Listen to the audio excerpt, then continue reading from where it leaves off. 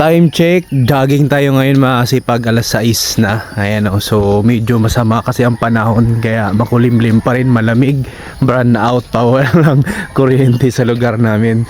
So ngayon fresh air dito sa probinsya talaga o, kahit mag-jogging ka, kahit hingalin ka, hindi ka talaga makakalanghap ng pollution. Ito yung the best dito sa probinsya. So dito naman sa lugar namin sementado na kaya masarap mag-jogging dito. So Kaligangan to Malangsa tayo ngayon tumawgok. Let's go! Ang ganda ng view dito guys oh. Kita yung Kabalian, St. Bernard, tsaka Liloan oh. Padulong gumugok guys. So di ba ako part sa minteryo namin banda dito sa Barangay Kaligangan. Sarap mag-jogging, lamig, fresh air. Ako na mag-usa guys. Ako lang mag-isa. Pasundot ba? Pasundot sa pamaol. Kay sakit kayo. Para mawala ba, masana yung paa natin. Ito sa unahan, minteryo na namin to.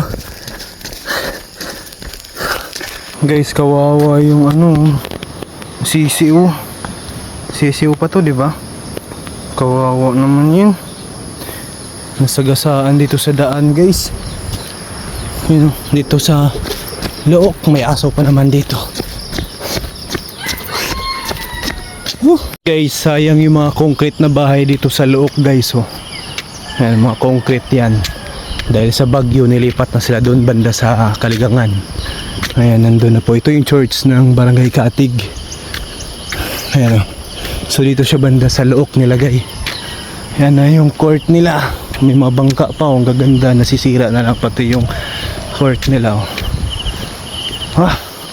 So maraming tao dito dati, tsaka mga bahay nandun na sila banda sa amin, nilipat dahil sa bagyo-bagyo palagi, landslide. Let's go, jogging na naman. Fresh air guys, sarap pag jogging. Ako nga lang mag-isa.